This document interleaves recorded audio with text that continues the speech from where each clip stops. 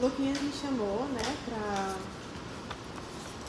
pra fazer essa formação.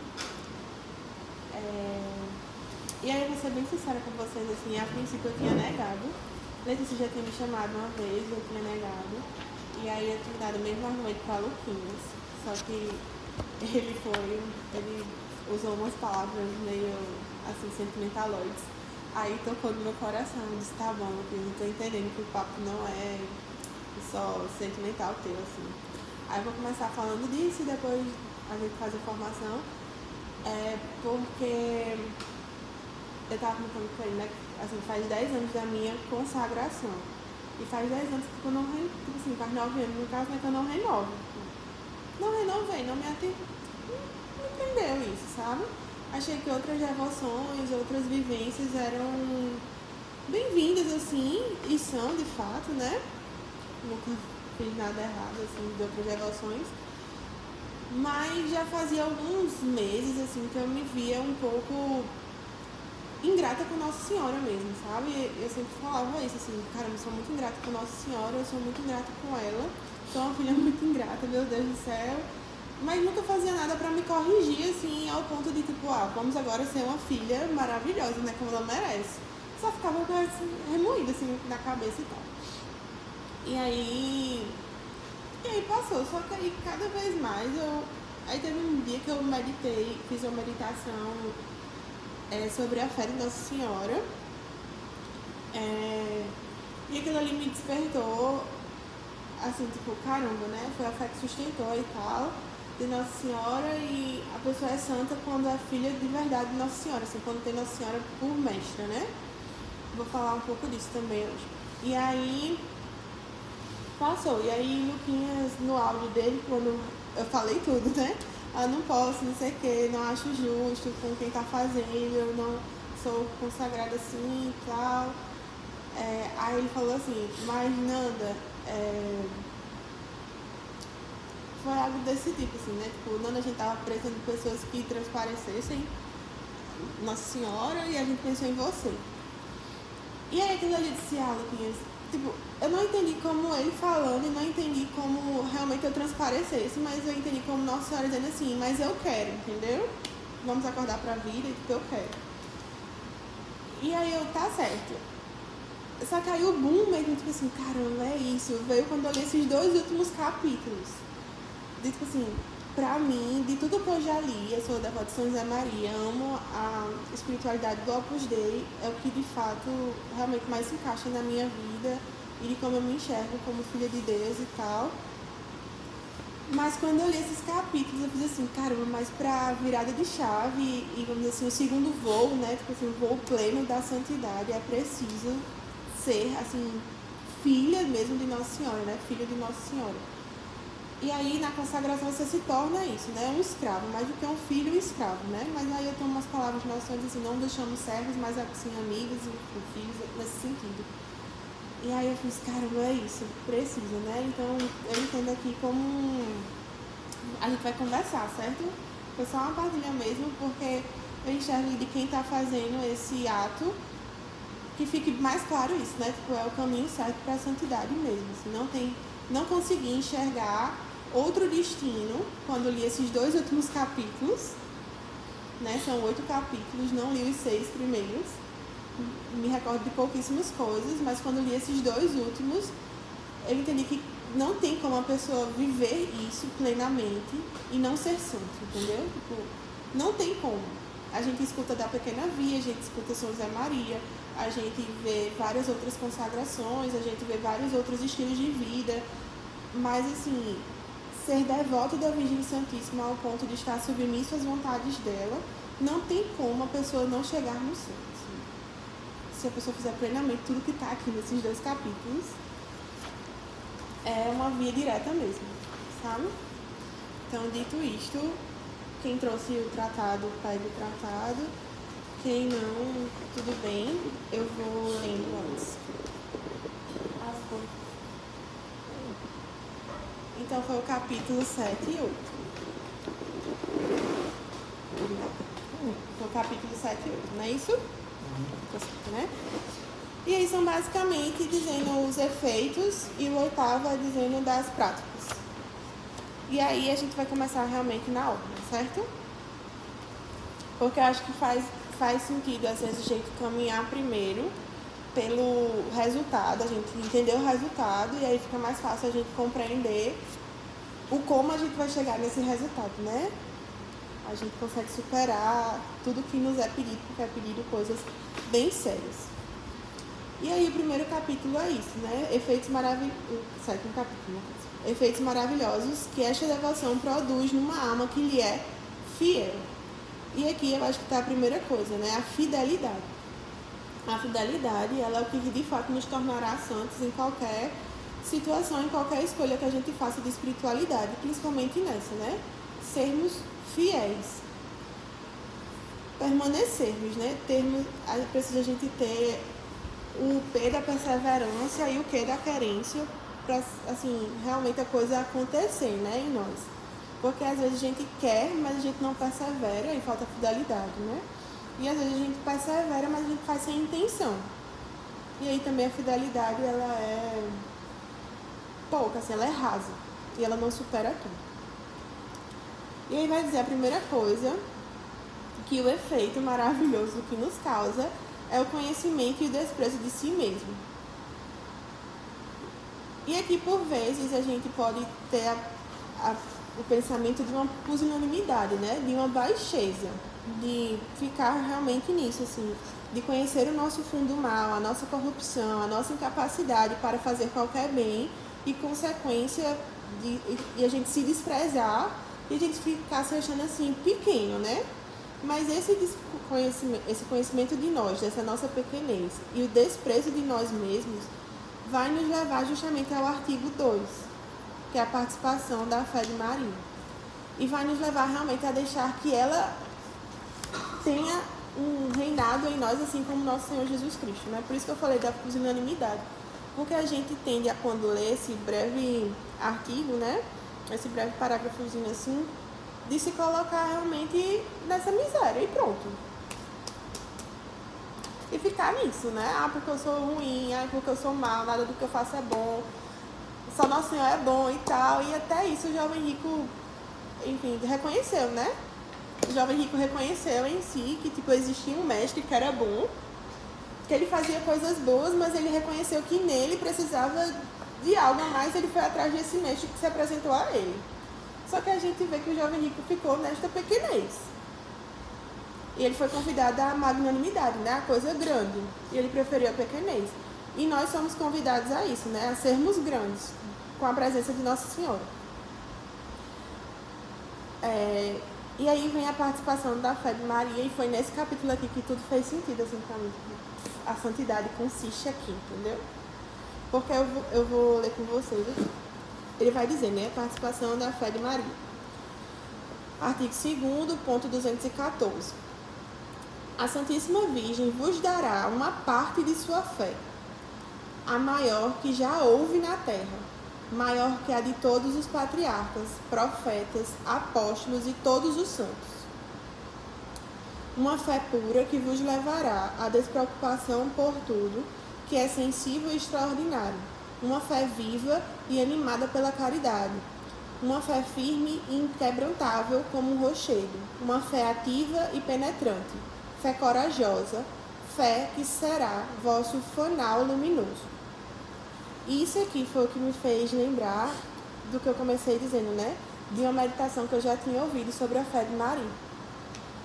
Porque nesta meditação foi quando eu entendi o que é esta fé de Maria. O que é isso que a gente... O que é essa parte de assim... E permaneceu junto à cruz Maria, sua mãe. Porque até então a gente pode prestar atenção nisso e achar que era porque era Maria, sua mãe. Porque era Maria, mãe de Jesus. E ela ia ficar com o filho realmente até o fim. Mas o que foi... Mas até ela era livre para ser como qualquer outro apóstolo, qualquer outro discípulo que não percorreu aquele caminho todo. Ela podia ter ficado na dor dela mesmo. Mas ela tinha uma coisa que nem os patriarcas, nem os profetas, nem os apóstolos e nem todos os santos tinham, que era a fé plena. E aí na meditação dizia assim, que a fé de Maria foi uma fé que o Cristo não nos pôde oferecer. Ou seja, a fé de Maria é algo tão próprio dela que nem brota do Cristo, mas é uma fé tão própria do ser Maria, da criação Maria, infusa tão propriamente por Deus para que ela suportasse tudo, que nem o próprio Cristo, com toda a vivência dele, e ele mesmo sendo Deus, pôde nos dar essa fé. O que é que reside, né? Por que só Maria pôde nos dar essa fé? Qual é a singularidade da fé de Maria? É justamente de que ela ofereceu a Deus algo que o próprio Cristo, por sua natureza divina, não poderia oferecer. A perfeição da fé baseada na crença e não na visão direta. Vou explicar. O que é que acontece? Por que Cristo não podia oferecer esta fé? Porque Cristo, ele era Deus. Cristo, ele já via. Ele já era. Então, não tinha como ele crer em algo que ele propriamente é. Não tinha como ele crer na verdade que ele é, se ele já era a verdade. Deu certo? Entenderam? Então, nem isso ele podia oferecer na cruz para nós. Ele ofereceu tudo na cruz. Mas esta fé, a fé que temos hoje, aquela coisa bonita que a gente diz no sábado de aleluia, que só um coração sustentou toda a igreja e tarará, vem daí. Esta é a fé de Maria. Esta é a singularidade dela. Esta é a fé que nós, ao sermos consagrados a ela, ao nos colocarmos submissos, teremos participação. Entende porque é claro o sentido da santidade mesmo aqui, que a gente pode, ao sermos submissos a Maria, termos a visão dos santos, termos a visão própria de Deus, termos a visão do céu, justamente por conta disso, porque ela é a única fé que acreditou plenamente, né, sem ter visto. Maria viu beatificamente aquilo que a gente só vai ver quando morrer e quando chegar no céu. Diz assim, o crer em Deus era uma constatação, ou seja, era um fato. Cremos em Deus, como para nós né? Cremos em Deus, é um fato. Mas até para nós, essa fé que dizemos acreditar, hoje ela passará. Esta fé, ela passará. Está lá em Coríntios, né? Passará a fé, a única coisa que não passará é o amor. Não é assim? Porque quando entrarmos na contemplação de Deus no céu, não precisaremos mais crer. Já estaremos vendo, então não precisaremos mais da fé, que é justamente está lá em Hebreus 11, versículo 1. Isso, 11, versículo 1. Que diz o quê? Que a fé, ela é o modo, enfim, ela nos capacita de ver aquilo que não vemos. É basicamente isso, não é? A fé nos faz ver aquilo que não vemos. Então, diante de Deus, nós já não precisaremos mais dela, porque estaremos com Ele plenamente. Como a gente se vê, a gente verá a Deus. E a única pessoa que tinha isso no mundo era Nossa Senhora. Ela era a única pessoa capaz disso, entende? Era uma fé infusa realmente por Deus, na plenitude da fé, porque ela não tinha nenhum pecado, então não tinha nada que cegasse ou que apagasse a luz da fé. Então ela via, né? Não é que diz que tudo o que acontecia ela ia guardando em seu coração. Não é assim? Está lá em Lucas, né? Que tudo o que ia acontecendo ela ia guardando em seu coração. Só que isso não se fazia de uma coisa tipo,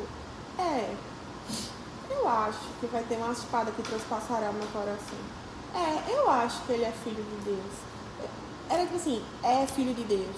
Haverá uma espada, ele sofrerá. Tudo para ela já era, entende? Então, quando eu li isso daqui, como não, entendeu? Tipo assim, como não se consagrar agora? Como não ficar submisso a ela só por essa parte? Porque eu terei participação da fé de Maria em mim. Toda essa fé que ele fala aqui, que é uma fé pura, que é uma fé viva e animada, uma fé firme e inquebrantável, uma fé ativa e penetrante, fé corajosa, fé que será nosso fanal luminoso, nossa via divina, nosso tesouro escondido. E ele continua, né? E vossa arma invencível, da qual vos servireis para aclarar os que jazem nas trevas e nas sombras da morte, para abrasar os tíbios e os que necessitam do ouro candente da caridade, para dar vida aos que estão mortos pelo pecado. Então, assim, essa fé nos moverá para sermos, de fato, outra imagem, entendeu? Da Virgem Santíssima aqui. E fazer tudo isso aos outros corações, porque seremos escravos. Seremos submissos a essa fé. Ok? Esse era o áudio da informação. Terceira coisa, a graça do puro amor. Então, Nossa Senhora, ela nos fará, aliviará o vosso coração de todo escrúpulo e de todo temor servil. Ela o abrirá e alargará para correr pelo caminho dos mandamentos do seu Filho, com a santa liberdade dos filhos de Deus. Eu acho que esse artigo ele já é meio óbvio, né? Com a graça de realmente do puro amor, ou seja, do amor perfeito, né? Do amor realmente como ele deve ser vivido.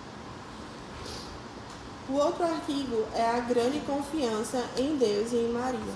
Então, tudo isso são os efeitos maravilhosos que esta devoção produz na nossa alma. A nossa devoção a Maria, sermos servos dela, nos dará grande confiança em Deus e em Maria.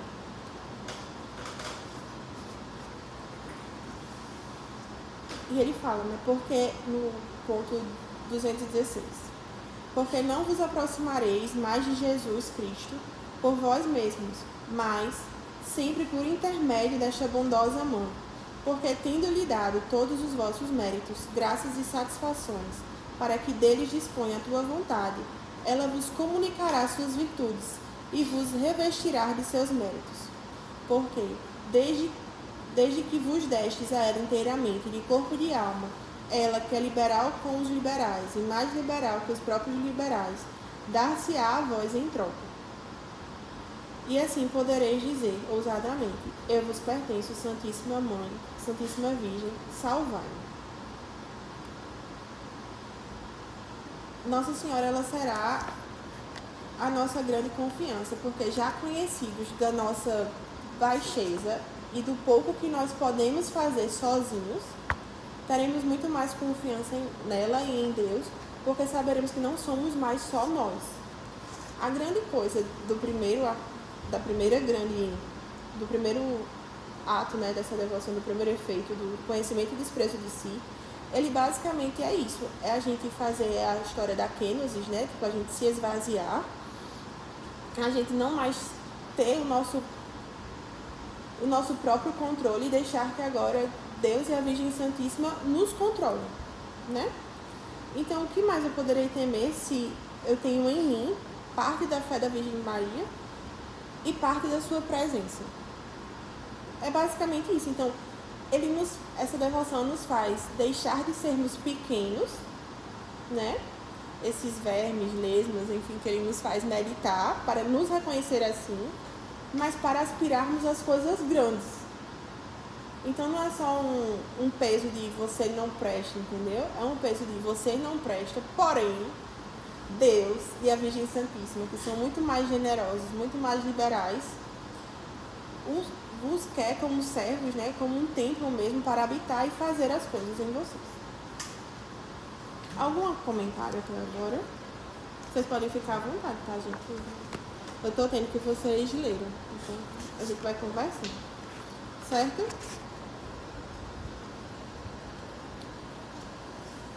E aí o artigo 5º, ele fala justamente disso que eu comentei, né? Se tornarão cópias vivas de Maria para amar e glorificar a Jesus Cristo. Cópias vivas de Maria para amar e glorificar a Jesus Cristo. E aí tem, enfim, a grande máxima, mas é a grande verdade, a gente deveria meditar muitas vezes nisso, que a gente aprenderá com Nossa Senhora não mais, a gente não aprenderá com ela a glorificá-la, né? A gente aprenderá com ela a louvar nela e por ela o Filho dela. Que essa é a grande função da nossa vida. Se um dia perguntarem a vocês, né? Qual é a finalidade da vida de vocês, assim? A resposta certa é glorificar a Deus. Glorificar a Deus com a minha vida. Então, tudo que eu for fazer nesta vida, ele tem que apontar e ele tem que ter como resultado, ter como efeito a glória de Deus. A bem-aventurança, né? Tipo, mostrar a Deus. E esta devoção nos levará a isso. Uma comunicação da alma e do Espírito de Maria, que foi propriamente a glória pura, né? De Deus. Afinal, o Espírito Santo pairou sobre ela e tudo aconteceu. E ela foi de verdade um templo, um depositário, assim, acho que essa palavra, um depósito vivo do Espírito Santo de Deus mesmo. Sacrário. Um sacrário. Perfeito, obrigada. E aí a gente vai para o artigo 6º. Transformação das almas em Maria, a imagem de Jesus Cristo. Jesus Cristo ainda está muito fraco em vós. Então, é isso, né? Eu acredito que todos que estão aqui, que estão ouvindo, têm minimamente uma vivência de Cristo, né? Porque senão não chegaria a conhecer esta devoção, assim. Então, creio que vivem os sacramentos, que buscam a fé de uma forma reta, fiel, mas ainda há muito pouco em nós de Jesus Cristo. Porque ainda há muito de nós mesmos, né? E aí, ele vai dizer ainda, notais, os santos são moldados em Maria. Maria é a única criação que foi literalmente a forma de Deus. Maria é toda a esperança e toda a esperança que Deus tem na humanidade. Tudo que Deus quis fazer, tudo que Deus tinha preparado no paraíso para nós, tudo que Adão e Eva viviam antes do pecado original, Deus refez e colocou e depositou em Maria. Por isso que Maria é a nossa esperança, entendeu? Porque ela é a forma de Deus. Ela é literalmente tudo que Deus pensou para a humanidade. E não teve. Mas nela preservou e nos deu Cristo. Então, por isso que os santos, eles são todos moldados em Maria, porque ela é a esperança, ela é a forma de Deus. Então, todos os santos tiveram uma devoção com Maria. Não tem como a gente ver uma história de um santo e ele minimamente não ter uma frase sobre Nossa Senhora, ou ele não falar da importância do Santo Terço, ou ele não lembrar da Virgem Santíssima, ou ele não pontuar a encarnação do Verbo. Não tem. Porque é como se faltasse um pedaço. Como se faltasse um pedaço do cristão.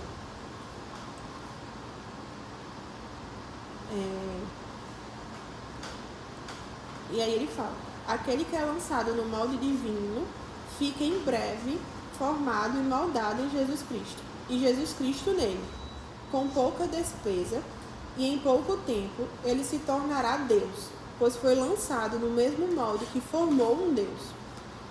Existe um livro chamado Deuses Feridos e os 7 anseios do coração humano. Quê? Padre Bruninho ia gostar desse livro. E aí, justamente, o livro, para quem não lê, eu recomendo, fala que o coração do homem, mais do que está inclinado a vícios, ele está inclinado a desejos, que são próprios nossos.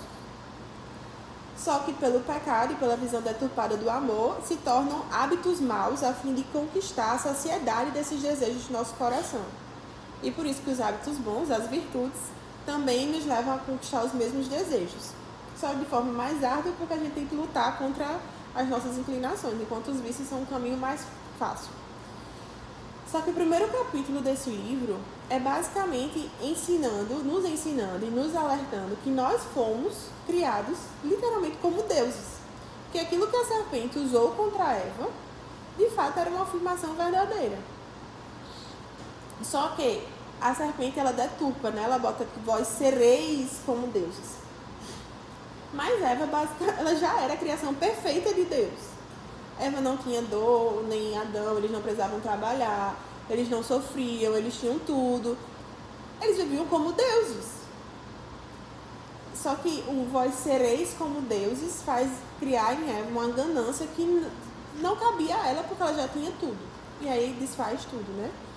E quando eu li isso daqui, pois foi lançado no mesmo molde que formou um Deus, ele se tornará Deus. Nós, lançados na Virgem Maria, seremos moldados ao molde da perfeição de Deus, né? A forma dele, na Virgem Santíssima. Então é como se a gente fosse reconstruindo o nosso estado de graça primeiro, né? Que Deus sempre quis que a gente tivesse. E aí a maior glória de Jesus Cristo é o artigo 5º. Dareis a Jesus Cristo mais glória em um mês. Gente, isso aqui eu achei ótimo, que ele botou tipo um prazo. Por esta prática fielmente observada, dareis a Jesus Cristo mais glória em um mês que por qualquer outra, embora mais difícil, em muitos anos. Eu fiquei tipo, nossa. E ele alerta, né? Embora mais difícil. Mas ele já me dá aqui uma certeza. Né? Afinal, ele... Enfim, é um santo. Dareis a Jesus Cristo mais glória em um mês que por qualquer outra, embora mais difícil, em muitos anos. E aí ele dá as razões.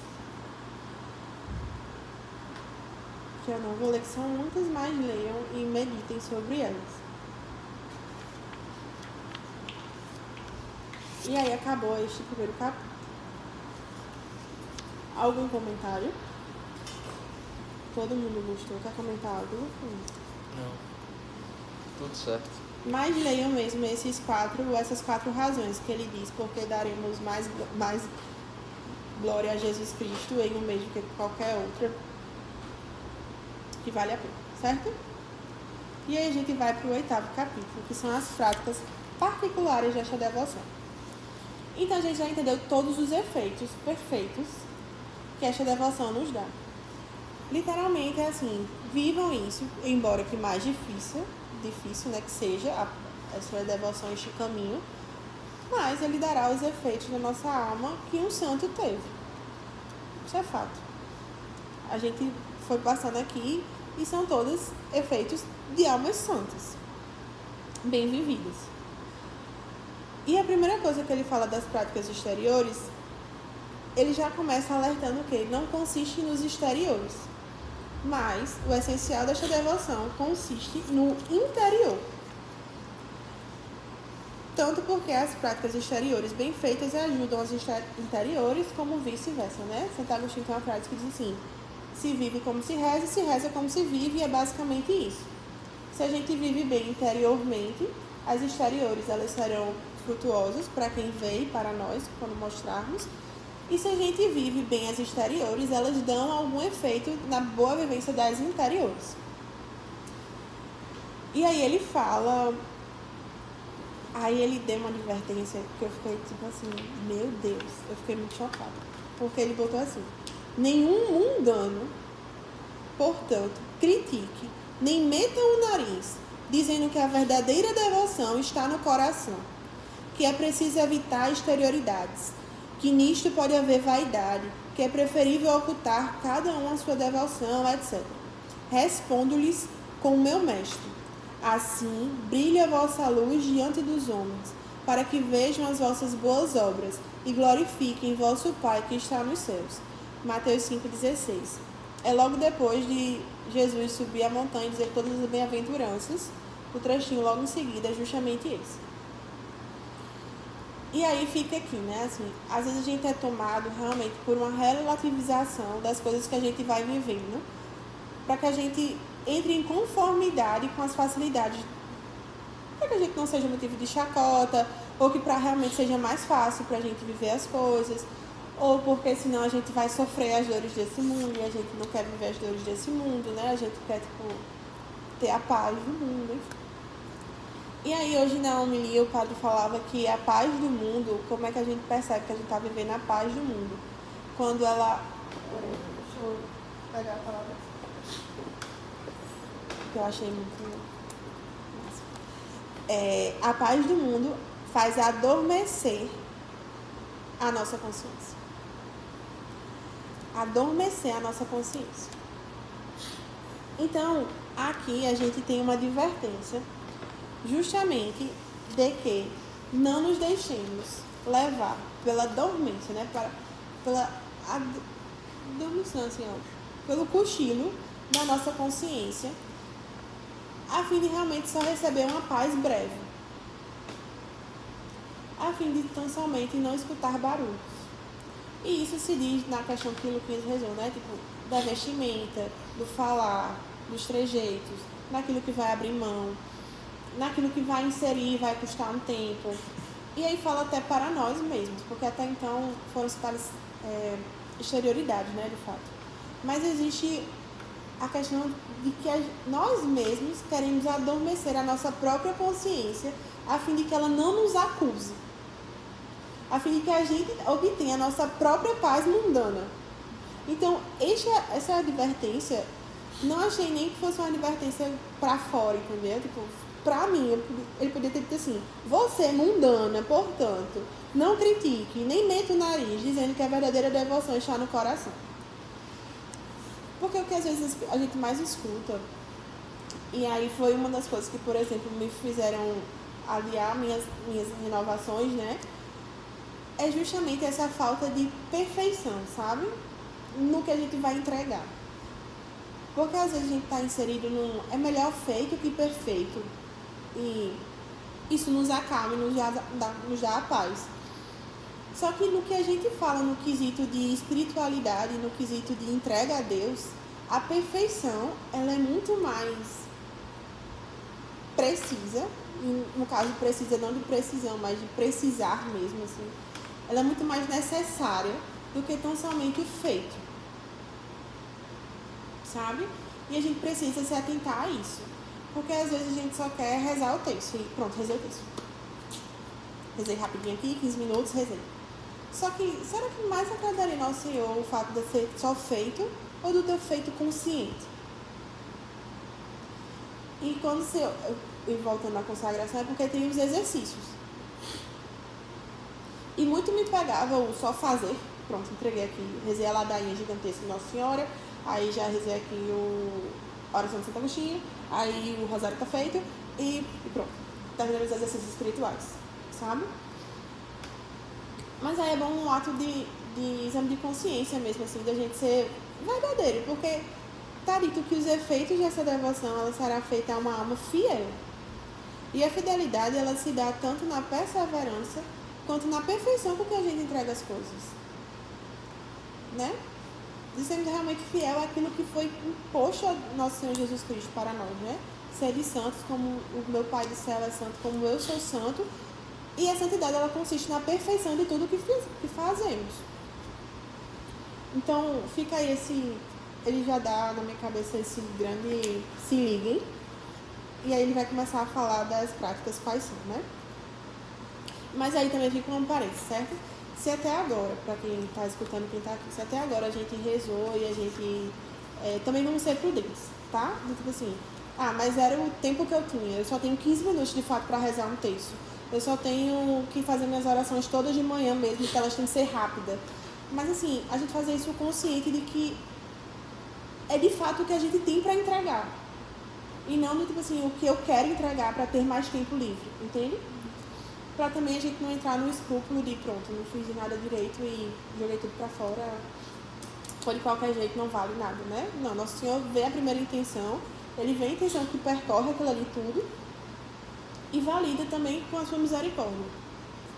Certo? Fiquemos assim em paz, tá? A paz do Nosso Senhor.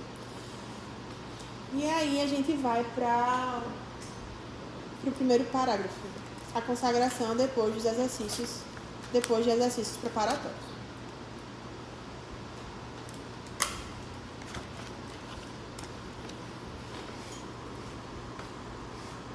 Eu achei muito legal essa parte, porque ele destrincha o que vocês já estão fazendo, os exercícios mesmo. E eu fiquei pensando que se a gente lesse pelo menos esses parágrafos no começo, talvez a gente vivesse diferente os exercícios, né?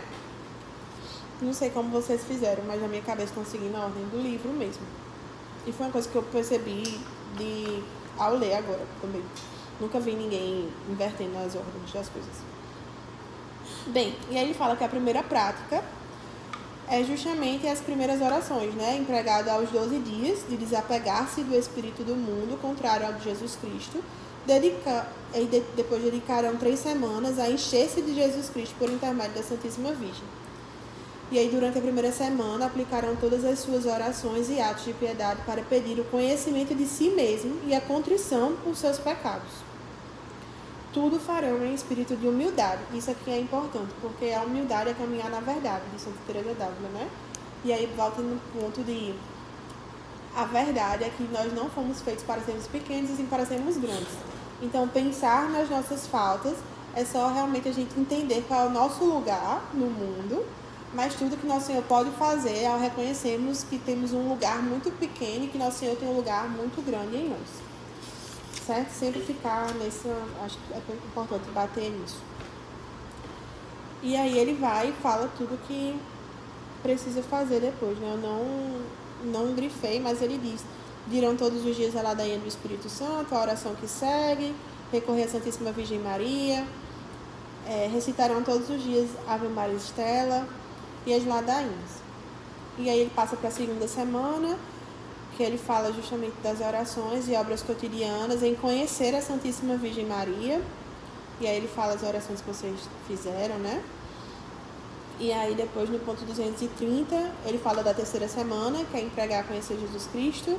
No 231, confessar-se-ão e comungarão na intenção de se darem a Jesus Cristo na condição de escravos por amor pelas mãos de Maria. Que aí é o dia ápice, né? E ele também fala: nesse dia será bom renderem algum tributo a Jesus Cristo e a sua Mãe Santíssima. Esse tributo será conforme a devoção e a capacidade de cada um. Um jejum, uma mortificação, uma esmola, ainda que não deem mais que uma alfineta em homenagem, contanto que o deem de bom coração. E isso cabe para aquilo que eu falei da fidelidade e da perfeição, né? É o que eu posso dar 15 minutos, mas dê de bom coração, de reta intenção, com consciências plenas do que está fazendo e não de qualquer forma. E aí, 233, todos os anos, ao menos, no mesmo dia, renovarão a consagração, observando as mesmas práticas durante 3 semanas. E aqui eu decidi que eu ia renovar a minha e bem, será feito isso, né? Esse primeiro parágrafozinho foi só realmente dizendo do pós-exercício e dos exercícios no geral, não tem muito o que contar, mas uma coisa sempre importante é sermos generosos. Ser generoso mesmo, sem medo de nada, ser generoso e ser recluso no que você está oferecendo, acho isso bem importante. Fazer a prática de escolher a sua penitência, o que você vai ofertar e não falar. Mas seja generoso. Se a sua generosidade consiste num alfinete, dê tudo, né? Se a sua generosidade consiste em um jejum de 24 horas, faça tudo, mas no silêncio, sem vaidade, né? Reconhecendo que quem faz isso... E aí é um tal bonito, né? Vocês já chegaram no ponto das orações que acho que já dá para perceber assim, que quem faz o jejum não é só você, né? É você com a fé participativa da Virgem Santíssima e com Jesus Cristo. Então, não é só Mari que oferta o jejum. Mari oferta o jejum por graça da participação nos méritos da cruz de Cristo e da fé da Virgem Santíssima. Isso, se não ficou claro, é isso que é a consagração, né? Não mais é você, mas a participação nos méritos de Jesus Cristo e na fé da Virgem Santíssima.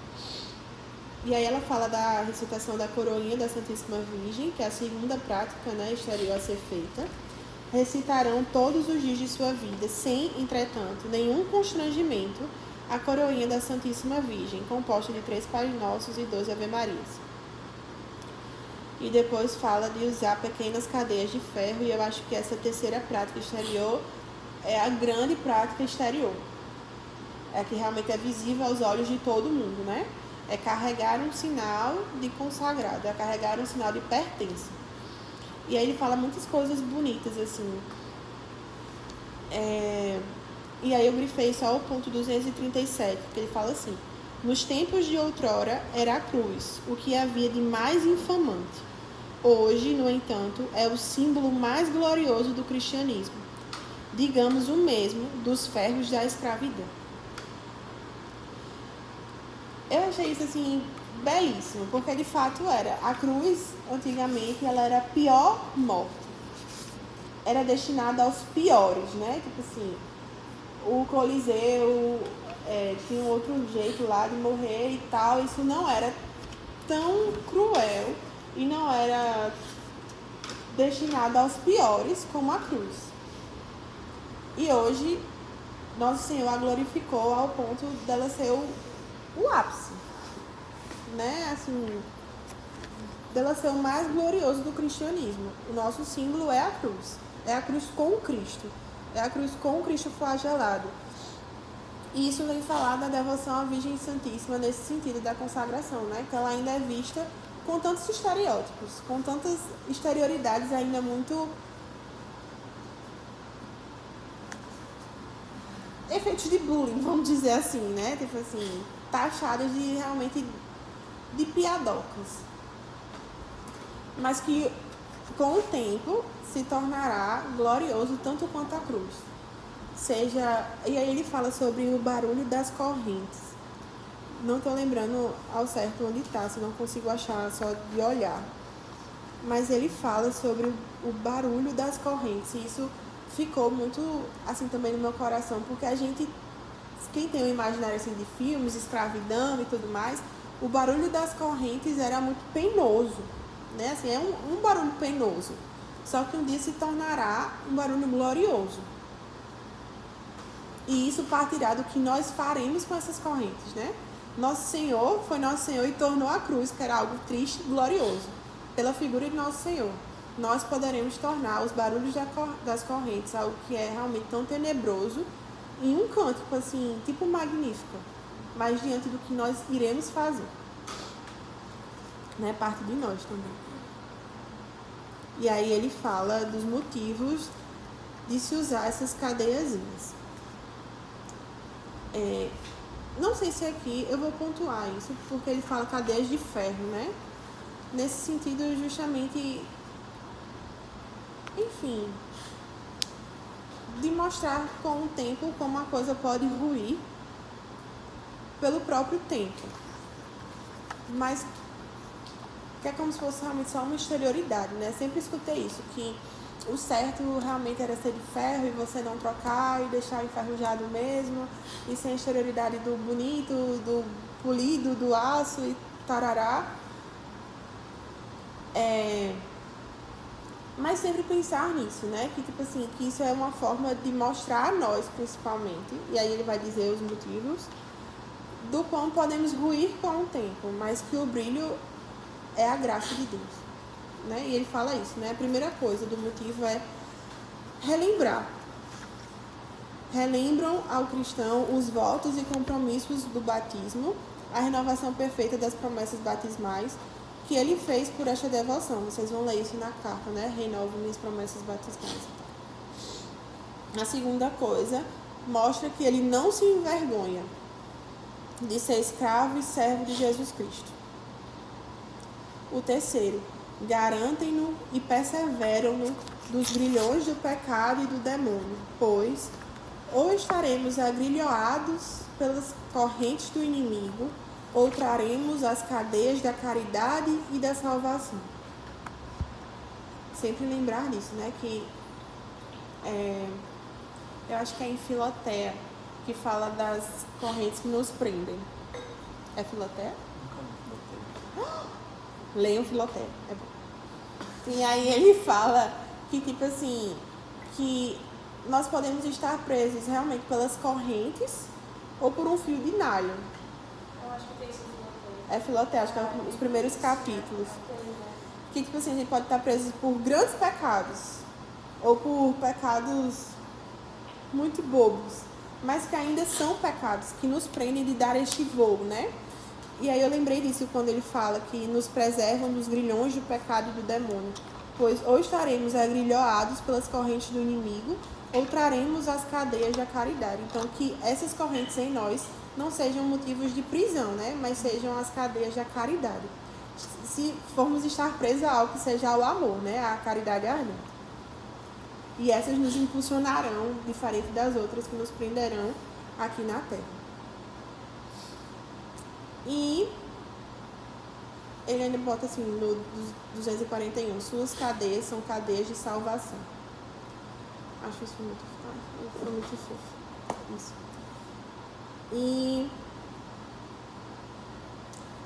E a quarta prática, né? Terão uma devoção especial pelo mistério da encarnação do Verbo. Isso daqui é algo que a gente deixa passar muito na nossa fé, assim, como cristãos mesmos. A gente não medita no que é a grandeza da encarnação.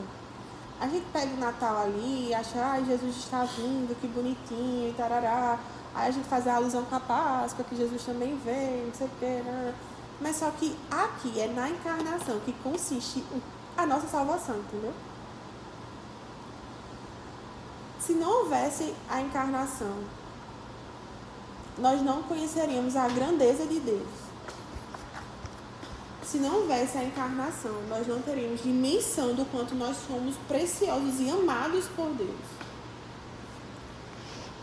Se Deus salvasse o mundo que não fosse na cruz com o seu corpo humano, sendo Deus, se Deus não tivesse um rosto humano, Jesus Cristo, se Ele tivesse nos salvado de qualquer outro jeito, nós talvez, e aí digo talvez porque nós nunca conheceremos essa face da história, talvez não conheceríamos de verdade o que é o amor. E a participação desta salvação consiste tão somente na participação primeira de uma mulher, que é a Nossa Senhora. Então, assim, por isso que como eu falei, né? Não tem como a gente ser cristão e não ter uma fidelidade, um amor, ou minimamente um pensamento, breve que seja, de passar pela vida da Virgem Santíssima e ter a importância dela em nossa vida. Porque sem ela não existiria a nossa salvação, entende? Sem ela não existiria a cruz, sem ela não existiria a flagelação, sem ela não existiria a Santa Ceia, sem ela não existiria a Eucaristia, sem ela não existiria nada. Então, assim, meditar sobre o mistério da encarnação do Verbo, não só pela ótica da grandeza de Deus de se rebaixar, mas também da grandeza da Virgem Santíssima em aceitar. E ela só pôde aceitar porque ela teve uma fé perfeita. Então tem um livro também, eu toda vez esqueço do que, mas eu posso mandar, que são meditações sobre a encarnação do nosso Senhor Jesus Cristo, tipo meio que meditações de Natal, assim, é mais para parte do Natal mesmo, porque é quando acontece a encarnação, obviamente, né, que a gente percebe isso, mas são muito boas, assim, são breves e são palavras que fazem realmente você, assim, entender, sabe? Tipo, as coisas. Vale muito a pena ler. O Luquinhas depois me conta. E aí a gente vai para a quinta prática, que é ter devoção a recitar a Ave Maria ou a saudação angélica. A Ave Maria por si só, existem vários relatos, né, assim, de padres, exorcistas e tal, que ao recitar a Ave Maria, os demônios correm, né? Tipo assim, eles têm muito medo. E ali está contido também, se a gente vê assim, o mistério da nossa vida, né? Desde a anunciação até, de fato, nós pedimos pela hora da nossa morte, assim. A gente consegue glorificar a Nossa Senhora glorificando a Deus na Ave Maria. Então é prestar atenção, porque às vezes a gente reza muito disperso mesmo. E o Ângelus, essa saudação angélica, ele também consiste ali todo esse mistério da encarnação que a gente também deixa passar despercebido. Importante ter essas duas devoções, né? E são orações muito rápidas, mas que dizem muito ao nosso coração. E a sexta prática é a recitação do Magnífico. eu acho que é o único textão de Nossa Senhora. É o Magnífico. E ela faz isso louvando a Deus na sua história, né? É como se ela fizesse isso, ela falasse, mas quem revelasse o Magnífico a ela é o próprio Deus, né? É o próprio Jesus em seu seio. Porque é como se ela fizesse um rememorar de toda a sua vida. Porque ela vai falando desde o princípio das coisas, né? Ninguém trouxe a Bíblia. Mas pega aí o Magnífico. Procurando.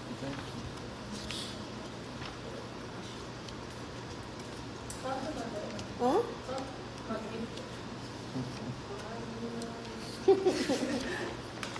Não. Peraí, galera. O que a gente tá achando aqui? Bota aí nos 2x. Eu achei, quer? Quer? Vai. Ó. Magnifica anima mea dominum. Gostasse? Minha alma engrandece ao Senhor, e meu espírito se transporta, exulta em Deus, meu Salvador. Porque pôs os olhos em sua humilde escrava. Por isso todas as gerações me chamarão bem-aventurada. Olha, Nossa Senhora, ela era humilde, certo? Então, tipo assim, não tinha como ela, por ela mesma, se dizer-se bem-aventurada. Isso é o próprio... Entendem? Tipo assim, é o Cristo que revela a ela, é Deus que a revela, né? Porque isso acontece depois do encontro dela com Santa Isabel. Não é isso a cronologia?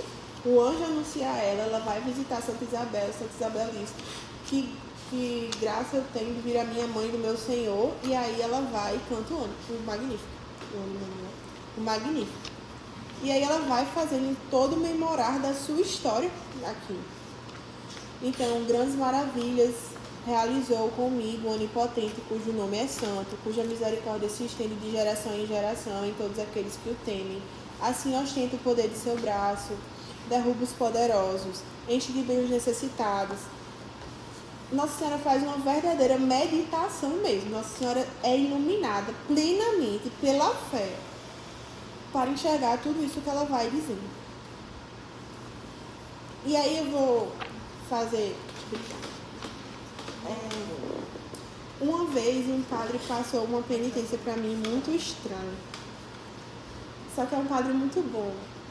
E ele passou só achando porque ele quis ser diferente.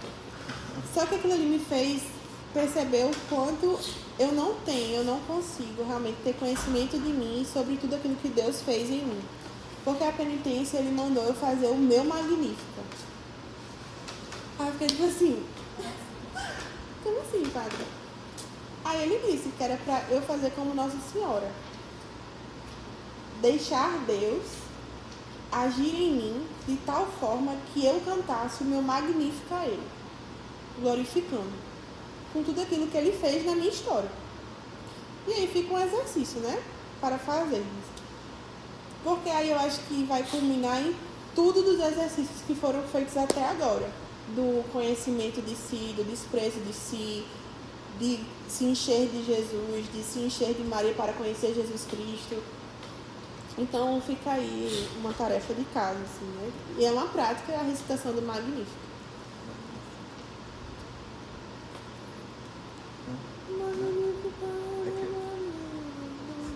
Cante. Você cantou não? Droga. Mas a pronúncia é magnífica. É, porque tem um... Eu ia comentar isso contigo. Desculpa, um lápis. É igual o santo. Tô aprendendo. Vamos lá. E a sétima prática é o desprezo pelo mundo. É o ponto 256. Os fiéis servos de Maria devem desprezar, odiar e fugir ao mundo corrompido. Isso aqui é realmente a parte difícil, entendeu? Mas que fazendo, volto. Sempre, eu acho que esse é o movimento. Sempre que duvidarmos, ou que acharmos difícil, ou que, nossa, por que estou fazendo, né? É muito mais fácil a paz do mundo. Silenciar tudo, não escutar nada, ceder ao mundo mesmo. Aí a gente volta e lê o capítulo 7. Aí a gente vê que é possível, mesmo que difícil, mas se eu cumprir fielmente isso, em 1 mês, tudo se dará, né? Vamos ficar aí com os prazos. Que eu achei muito incrível. E aí a gente passou isso tudo, são práticas exteriores.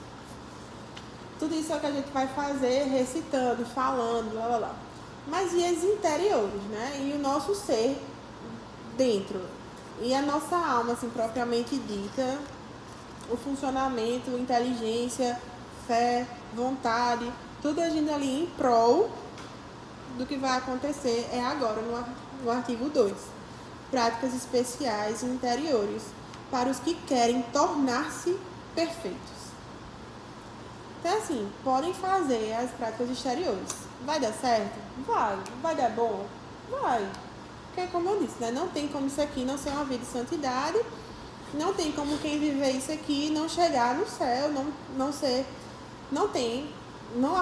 eu estou dizendo mesmo, não creio que aconteça com quem praticou isso aqui, na pura fidelidade, chegar no céu e dizer Senhor, Senhor, e ter tipo assim, não te conheço. Entendeu?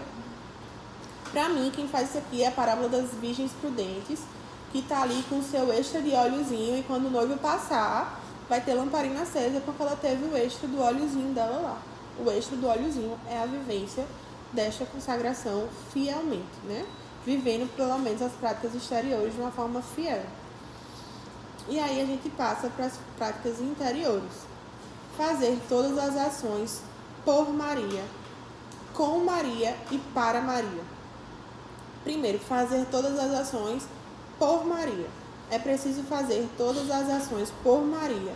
Quer dizer, em todas as coisas, obedecer à Santíssima Virgem. E aí é que tá.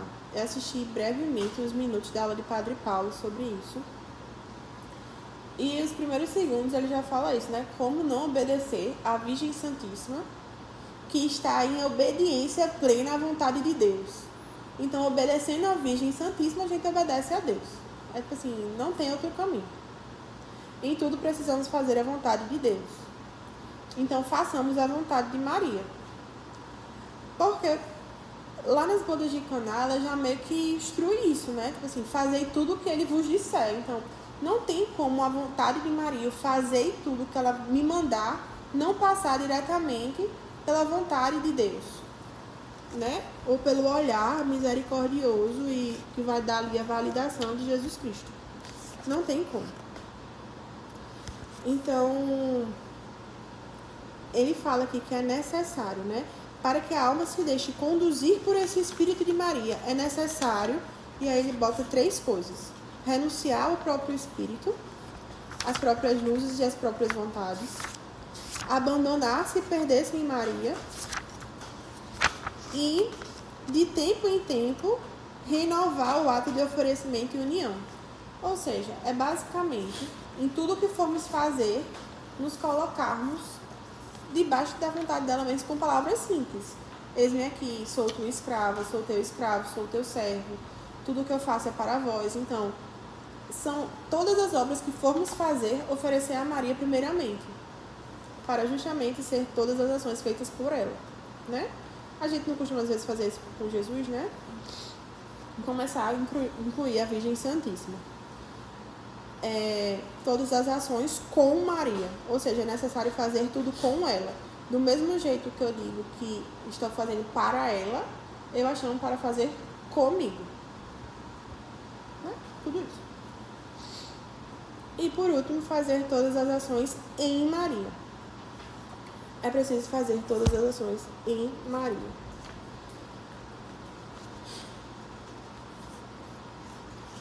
É bem redundante, eu acho, esse capítulo. Mas enfim, é sempre isso. É com ela, por ela e nela. É a mesma coisa, com Cristo, por Cristo, em Cristo. Mesmo parâmetrozinho lá, mesmos Y lá, são os mesmos Y aqui, né? Mesmas coisinhas. Alguma dúvida e comentário? Não? Todo mundo entendeu tudo? Todo mundo apto para tudo, fazermos tudo? Então, basicamente, é isso, assim. Não tem como a gente não viver esta consagração, não fazer este contrato mesmo, vamos dizer assim, renovar as nossas promessas batismais, nos colocarmos submissos à Virgem Santíssima e não sermos felizes. Talvez a gente não tenha a felicidade plena, e talvez não, a gente não vai ter a felicidade plena neste mundo. Não vai ter, porque aqui a gente está realmente num vale de lágrimas. E a gente pede incessantemente, todos os dias, que ela volte seus olhares misericordiosos para nós, a fim de que tenhamos de volta a esperança do céu. Tem uma ejaculatória muito boa que é essa, né?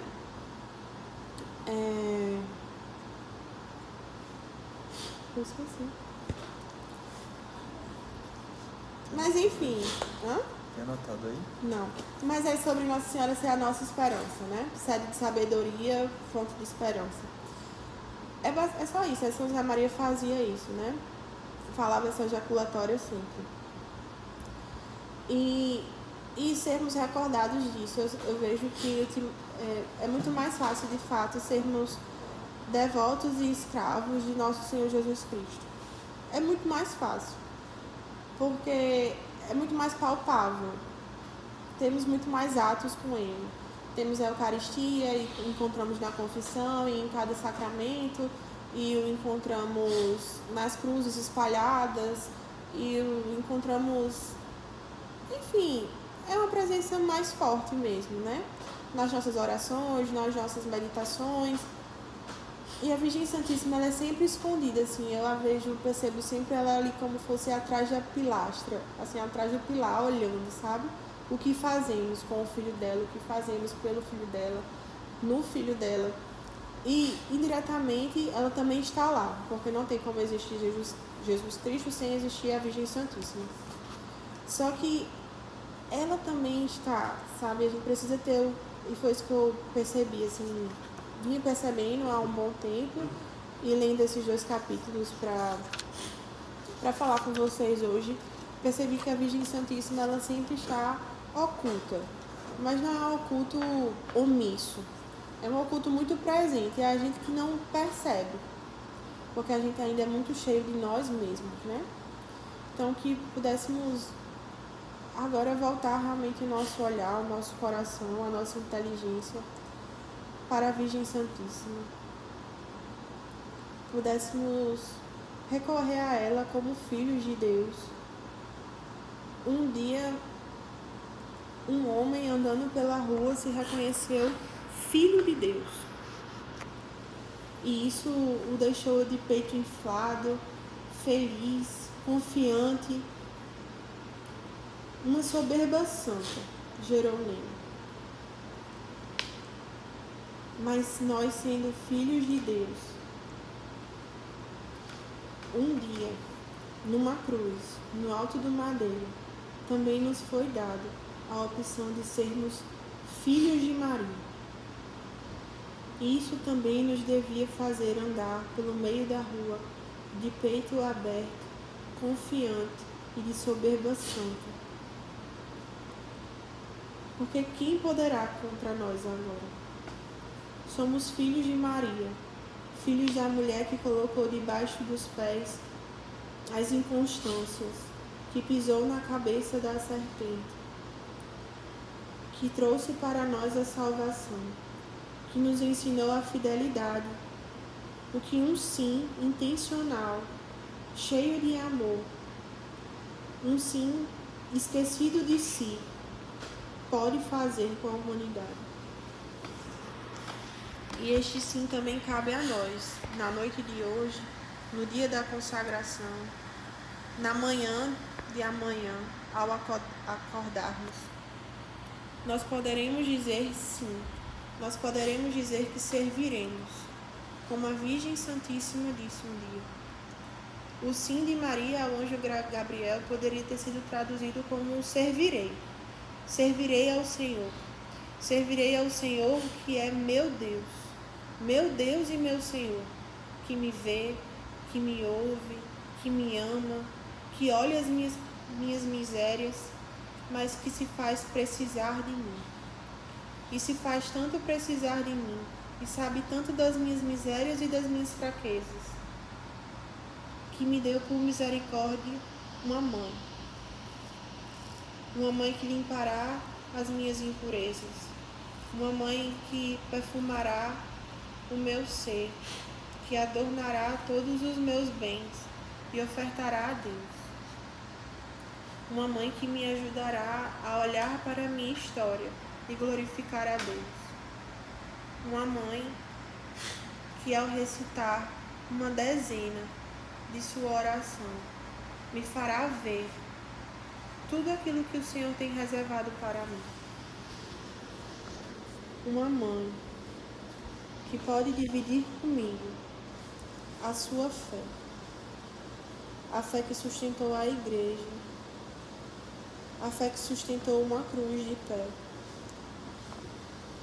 a fé que sustentou os apóstolos, a fé que fez com que pudessem receber o Espírito de Deus,